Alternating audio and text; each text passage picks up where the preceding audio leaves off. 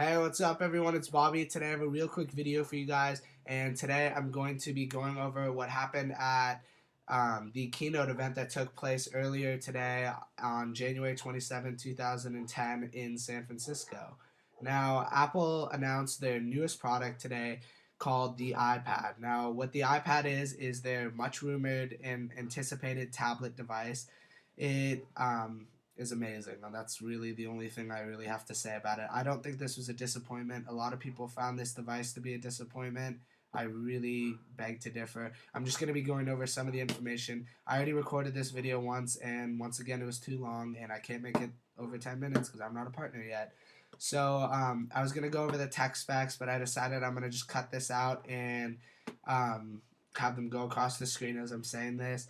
But basically, it's a great device. It's just some quick tech specs. It's a 9.7-inch LED IPS technology multi-touch display. It has Apple's own custom 1 gigahertz processor that they made. It has 10 hours of battery. It has the same buttons and exterior looking of the iPod Touch or the iPhone. There's two different models, and the box looks really cool. If you guys can see that, hold on, right there. That's what the box looks like, and I think that looks really neat. I'm just going to be going over some of the information with it right now. So basically, Steve Jobs came out and he was talking about how this is the best web browsing experience available. It's amazing. It's really fun because you're using your fingers. It's the same web browsing experience you get on the iPhone, but on a 9.7-inch display, a 10-inch display, and apparently it just looks amazing. And it also has the same olaphobic coating that the iPhone 3GS has, so you get that really nice feel, that really nice friction, and you know that you're going to be able to wipe it off really easily and get rid of the fingerprints. It has a great mail client. They basically took all the apps that are on the iPhone and revamped them in a way to work really, really well on the tablet. They made great use of the 10-inch display, and everything looks amazing. As for text input, I'll be talking about this a little later. They went with the same style of text input as they did on the iPhone, and a lot of people are saying that they weren't going to like it if it did do that. But Apple did decide to do this style of text input, the virtual keyboard across the whole screen. And the way that they were showing it during the keynote, it actually didn't look too bad. It looked like it would work out for what you need. Now, you're not going to type an essay on this, and Apple is going to be including an accessory that's really great for that, and I'll talk about that in a second. But text input doesn't look too bad. Photos look amazing.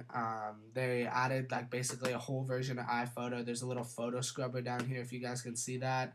You get the full stacks basically of your photos and your different events, and you can just pinch to open them, and it flicks the photos into a big canvas of photos. It looks really great. They really utilize the graphics and the display and the processor and everything. It looks really, really nice.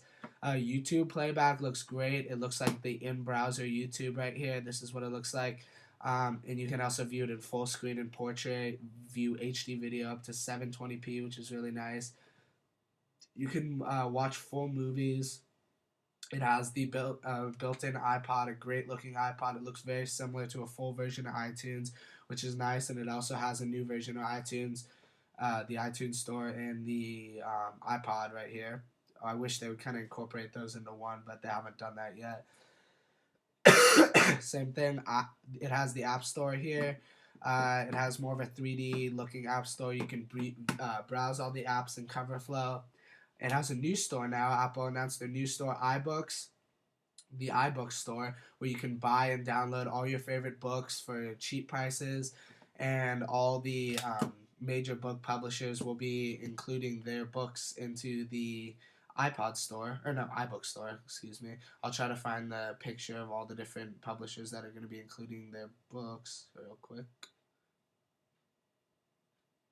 I guess I can just go back. Oh, here it is.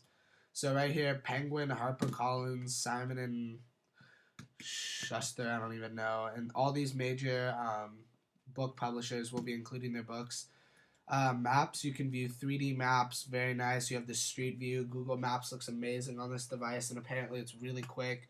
The same Notes application with more of an organized view of it. Really nice calendar application. They really did a good job with this calendar application. And I think a lot of people are going to buy this to replace their paper calendar that they use all the time because they don't like using the calendar on the iPhone because they feel like it's too small. Well, now the iPad has a beautiful 10-inch display, and you're going to be able to view your calendars in big screen, amazing view, and I definitely think a lot of people are going to be switching or going to out to purchase an iPad because of that reason alone. Contacts look amazing. Here's the home screen. It looks really nice. You can set your own photo backgrounds, and I think we're going to see that in OS 4.0. Spotlight search, same spotlight search as on the iPhone before. Another really great thing about this is every single app you've downloaded from the App Store, all of your apps work perfectly with this. You can have a in-app view where the view of the app is like the same size as the iPhone screen. It's really tiny within it, and there's a little button that says double XL or something along the lines of that, and it'll spread double pixel it. That's what they called it, double pixel. All the apps to be full screen and work really well and seamlessly with the iPad. So that's always a plus. And they also think that a lot of app developers are going to be developing apps specifically for the iPad and utilizing the 720p screen. So here you guys have it. Here's an app, and this is what it looks like when you first get it. And if you see down here at this bottom right, it says 2XL. You tap that button, and bam, it pops the full screen, and it looks really nice. I think we're going to see a lot of HD games coming out, as you guys see. Oh, I could have just shown you this. There, and then there. It also has a full version of iWork, a full touch compatible version of iWork that looks really well. When they were demonstrating this, it looked really nice, and I think a lot of people are going to be using this for business use, making their keynotes on the go. You're also going to be able to buy a projector kit that plugs into your iPhone and will be able to project your keynotes up onto the wall. And it's gonna, I think a lot of business users are gonna purchase that, along with the connector kit that allows you to sync all your photos directly from your camera straight onto your iPad, and then later on sync them back to your computer. So that's always nice. So say you're on the go taking pictures of something and you want to edit them or view them in the full screen, just plug it into your iPad, download them all, and then you have all your pictures right there in full resolution. So that's always a really, really nice thing that Apple included. Um, Pricing. Let's get into pricing. So pricing, this is what blew everybody out of the water. Everybody was saying that the cheapest version is going to be $1,000 and it's going to be way overpriced because it's an Apple product. Apple has it at $500. Now, given that that is only 16 gigabytes, and a lot of people are like, well, yeah, of course it's going to be $500 if it's only 16 gigabytes worth of storage.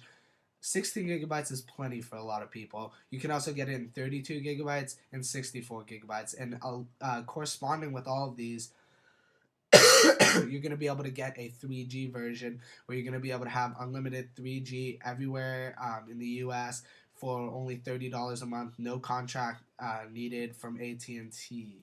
So that's always great. And you can also get a $15 a month version where you only have 250 megabytes of 3G download, which is not very much. So I think most people are going to opt to the $30 a month version. Now, that was just my basic overview of what happened earlier today. There's going to be a million more videos on YouTube up about what happened today. So if you don't feel like you got enough information from me, then I'm sure there's going to be tons of related videos to this, all talking about the exact same thing, giving you their opinion. Go check that out. Now, in my last video, my predictions video, I had a little contest to see who could get the most accurate specs for this device, and whoever did, I would give them a shout out in my next video. And the closest person I found was mgirl1234. Yeah, that's just her channel name. Now she does videos on hair products and stuff like that. I guess I don't really know if any of my videos or if any of my viewers are into hairstyles and stuff like that. Then go check out her channel. She has over 600 subscribers, so that's pretty good. So make sure to go check her out. Thank you for entering the contest. And another person I wanted to give a shout out to was Backyard Productions 2. He made me this awesome channel background. If you guys haven't already seen it, I said something about it on Twitter. But it looks really nice. I really appreciate it. Sorry, this shout out's a little late, but thank you for making this for me. Go check out his channel. He makes some good videos, and if you ask him, I'm sure he'd be willing to make you a background too. So thank you guys for watching, and subscribe to my channel if you like my videos. Rate, comment, subscribe. Follow me on Twitter. Go follow me on Twitter. And yeah, I'll see you guys next time. Peace.